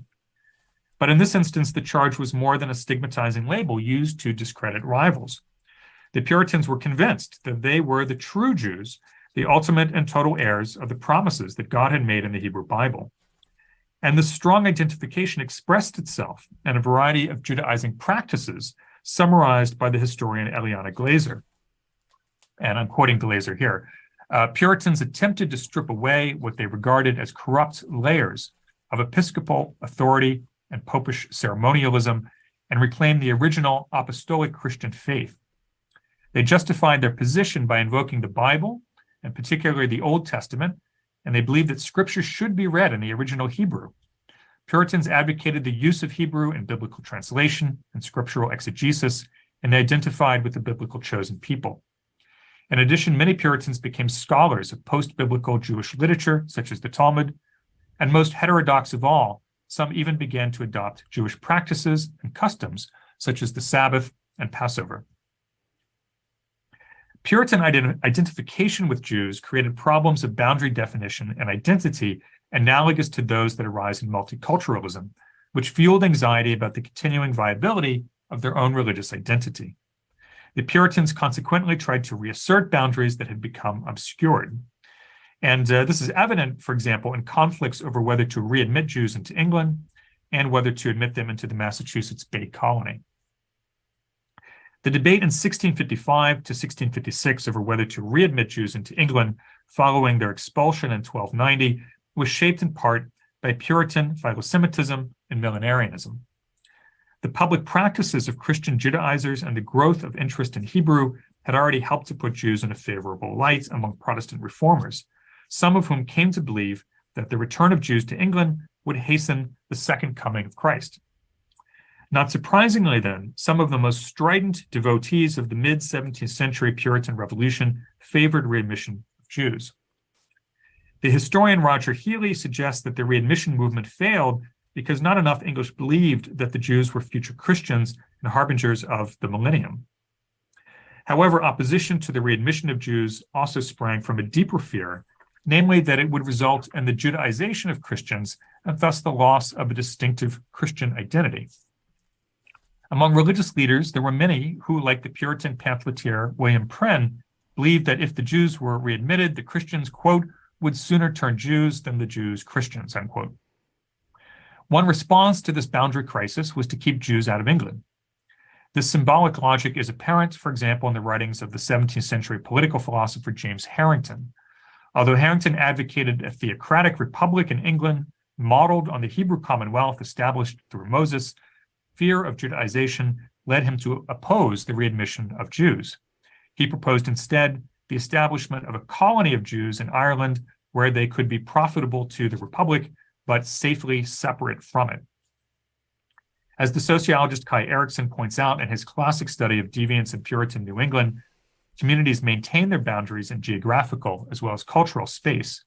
And here I'm quoting Erikson, both of these dimensions of group space, the geographical and the cultural, set the community apart as a special place and provide an important point of reference for its members.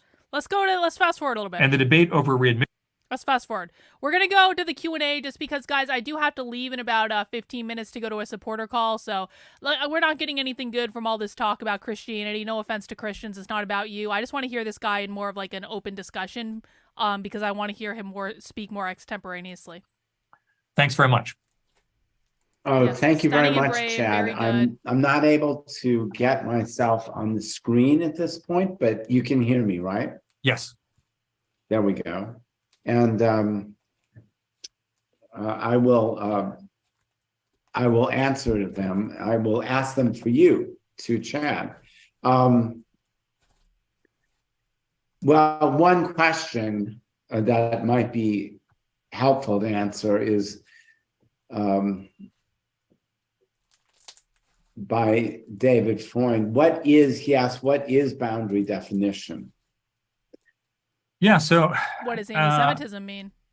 I mean, I am drawing here on Jeff's work, but also in the work of Kai Erikson and some others, all of whom sort of emphasize the importance to groups and communities of having clear boundaries that set the identities of those groups apart, that distinguish them in some way, and allow the members of those groups to why aren't we allowed to have that? Consecrate their identities, their ways of life, their practices as somehow special, distinctive, and worthy of difference. So I guess what I would say then is that the boundary definition has to do with how any community, any cultural group distinguishes itself from others, how it defines itself, and any process of self-definition is going to involve a process of distinction, that it's going to, in some way, set itself apart from others. Not necessarily, I think, in an insidious way. I don't think that this kind of boundary work is inherently bad or detrimental to other groups. I think it's just part of how identity formation works. So that's what I have in mind when I talk about boundary definition. I hope that makes it a little bit clearer.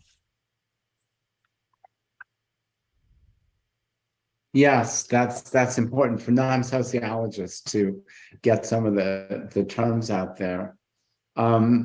Here's another question for you from Lena Seltzer. She asked, how does the woke ideology, which promotes anti-Semitism, does it?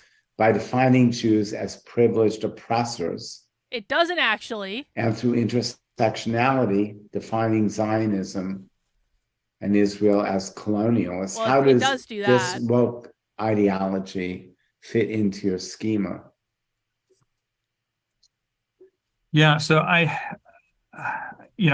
think there's a lot of debate about this term and what it means, and people use it in different ways. Some people use it very broadly. Some people use it in sort of more specific ways. I think I touched on this when I talked about he doesn't want to answer this because he's a members leftist. of again, not all members of the core group, but some members of the core group who have been involved in what we could describe as a transvaluation of the core group itself. So again, the point that I tried to make, and maybe I went through this a little bit too quickly, maybe it was lost, is that what to me is a really interesting process sociologically and culturally is that you have people that are, I think, members of the core group, not exclusively, but some of them are core group members or have that cultural heritage, who have come to regard the core group that they belong to as deeply anti-civil. Hey, and so thanks, Leonard. I appreciate you. What I suggested is that my argument is less about the ideology. So I think the roots of anti-Semitism lie less in ideology than in these new problems of boundary definition and identity this term that I borrowed from Jeff's work in his and civil sphere theory, which are really sort of cultural and structural problems generated by the multicultural mode of incorporation. So my argument is not really about the effects of ideology. I think maybe the way that political ideologies come into play here is that they mediate and they shape how members of the core group make sense of these anxieties and how they respond to these anxieties. He and doesn't so have an there, answer. I think we see some variation. And No answer. but I don't think that anti-Semitism is a product of one and only one political ideology. I think there's a variety of ideologies that we can find in the American political landscape today, and I'm struck and worried by why are so many different political ideologies considered to be anti-Semitic? I mean, really.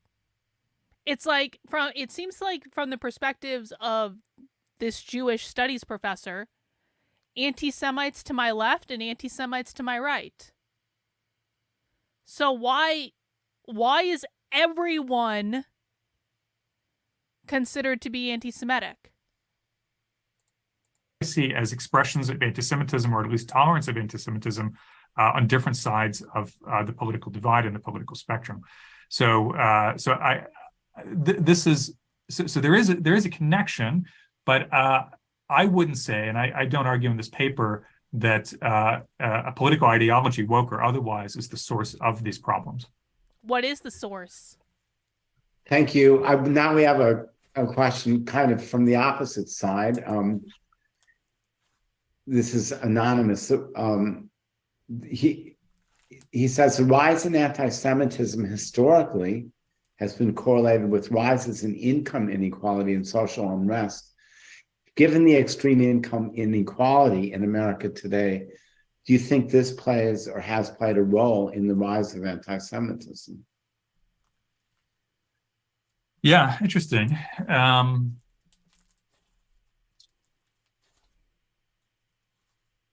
I think so. I think the roots of anti-Semitism are multiple and complex. What are they? I think that there can be a conjuncture of different factors at work, and I think the globalist language that I talked about is maybe a way in which anxieties about growing economic inequality get linked to antipathy or hostility toward Jews.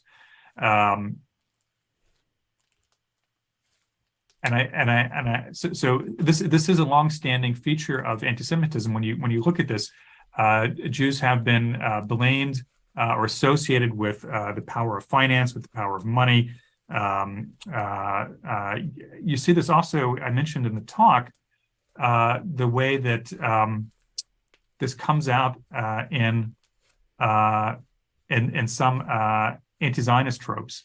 Where again, the power of money is emphasized, and I provided some examples of that. So this sort of parallels or corresponds to how these tropes have been used in relationship to Jews directly. So I think it is a factor. I think it's a contributing factor. I think it's linked with the factors that I emphasized or that I focused on in complicated ways. But I do think it is part of what's going on. The interesting question to me is, economic inequality has been growing for decades. It's a good question, AD. Good question. Yet anti-Semitism was on the decline until much more recently.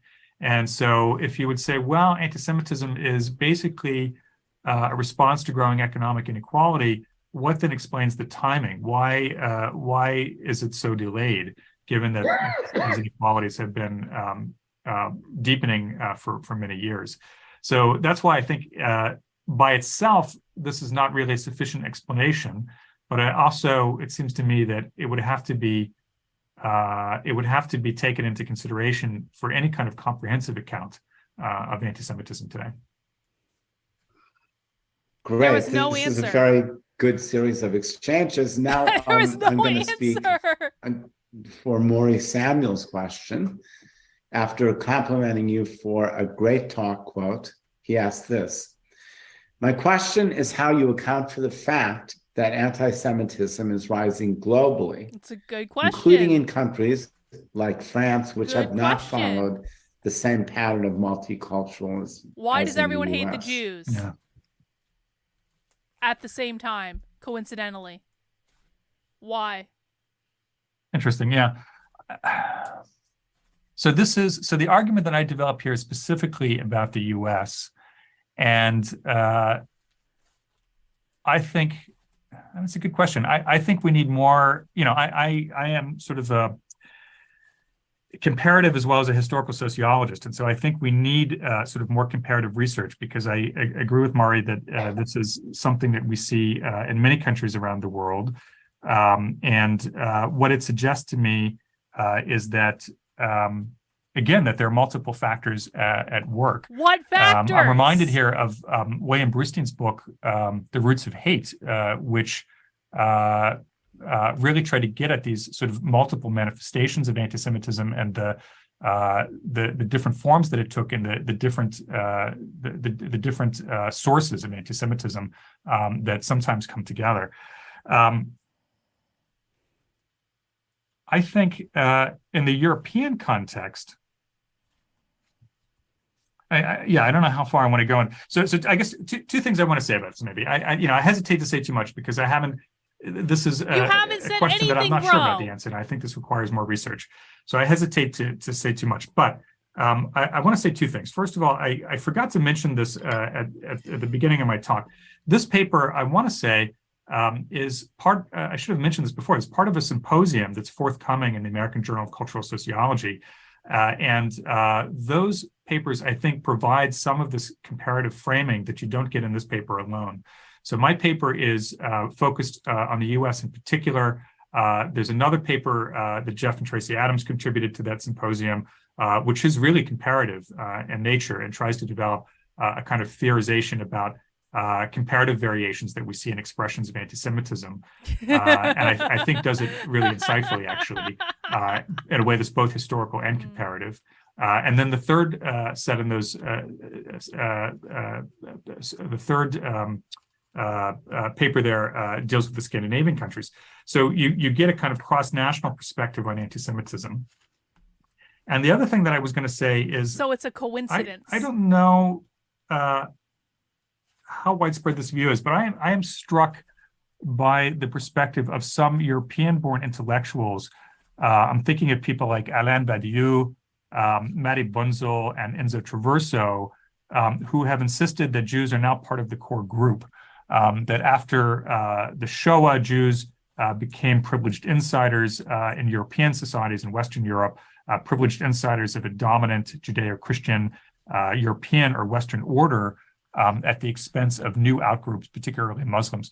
I'm quite skeptical of that argument myself, but I think that if I were going to explore the roots of anti-Semitism in countries like France and other European countries, I would want to make this part of the analysis. I would want to try to understand to what extent this view is widely held, and to what extent this view contributes to images of Jews as, in the current political conjuncture, reactionary and anti-civil.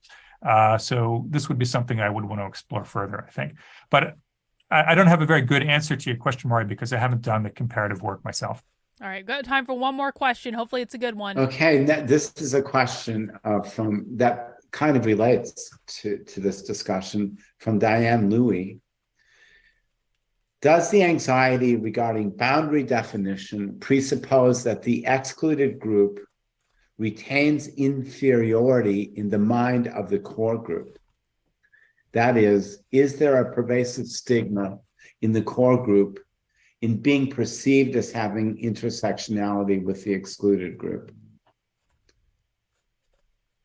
Jeff, can you read that one more time? I'm not sure I fully understood that question. I don't think that, I don't understand this last sentence, but let me just repeat the first sentence, because I do think you can address that. Does the anxiety regarding boundary definitions presuppose that the excluded group retains inferiority in the mind of the core group. In other words, I think they mean as it's being incorporated, speaking like you had just talked about. Yeah. I wouldn't put it that way. Because I think what is distinctive about the multicultural mode of incorporation, as I understand it, is that those outgroup qualities that were perceived as stigmatizing in the past become increasingly destigmatized and even admired. I think what that does, it does fuel anxieties about identity and boundaries and sort of definitions of sort of the core group. And right, I'm going to fast forward and see if we get to a different question, because like this is going to be a whole bunch of word salad. It's not going to mean anything. Okay. The work, the research, Actually interested in hearing more about the Semitism against Black America, and on how like a question from Yada de Leon. Could you expand on how other outgroup communities, especially Black American communities, contribute to and or push back against this resurgence of anti-Semitism? Oh, please say that Black people are anti-Semitic. I'm especially interested in hearing more about the resentment aspect that you'd mentioned. Please say it. Yeah, also an interesting question. Again, here I can be only tentative. I haven't done the work, the research that would allow me to speak really authoritatively about this. All of his answers are I haven't actually done the research. That within other outgroup communities, there is sometimes probably a feeling of resentment to other outgroups that are perceived to be more successful,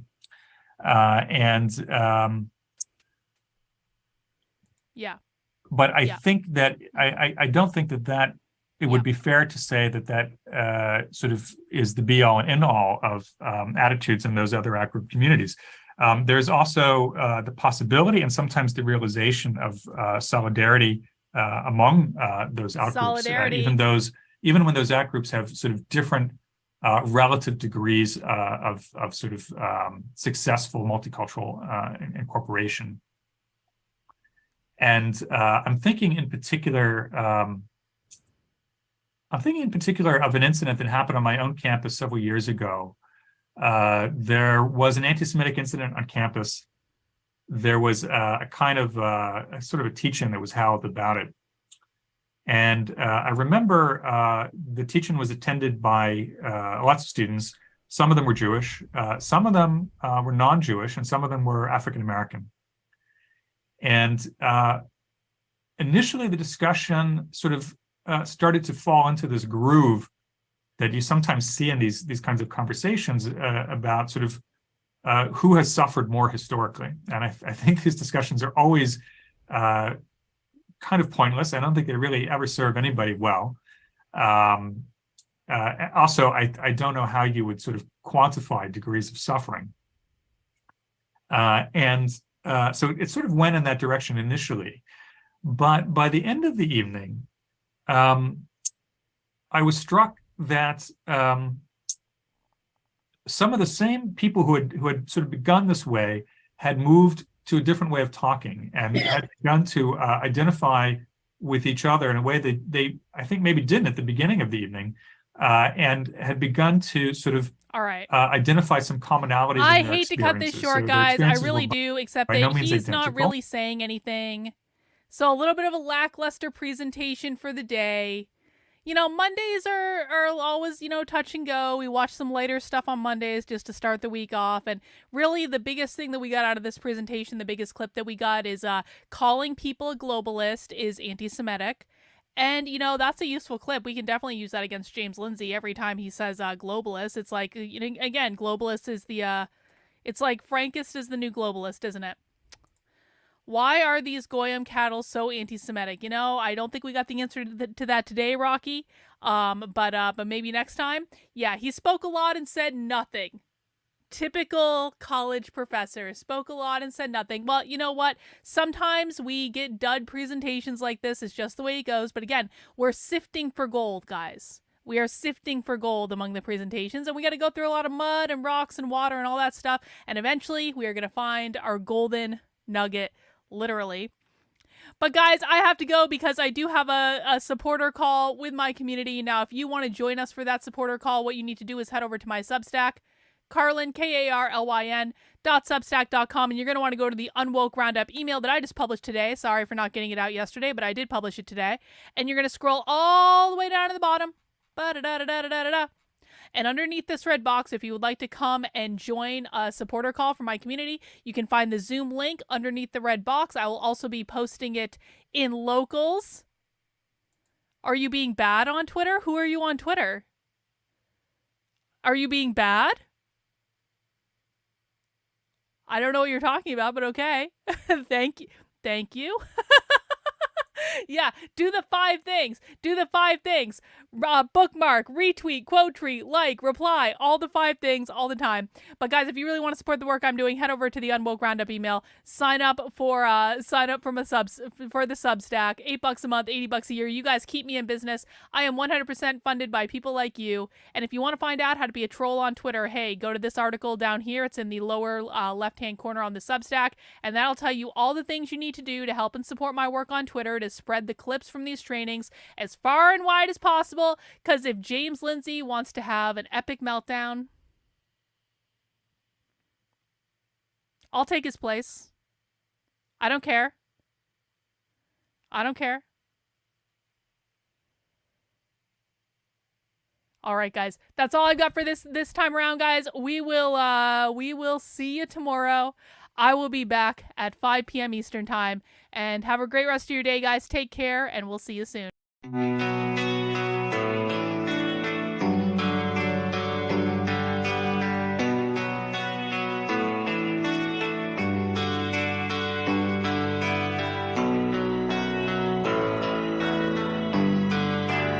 How are you feeling? How long have you been here? 3 months, May 17th. And what brought you here? That's difficult to answer.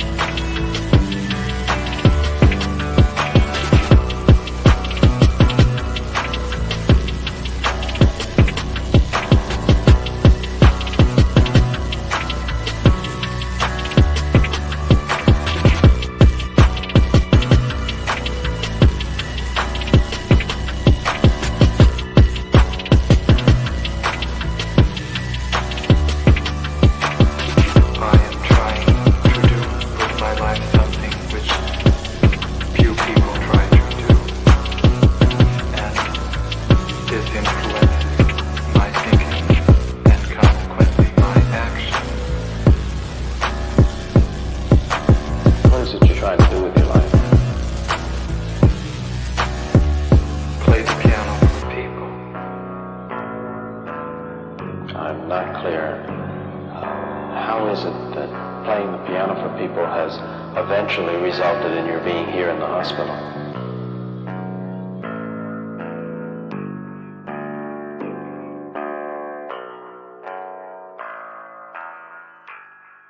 That's difficult to answer.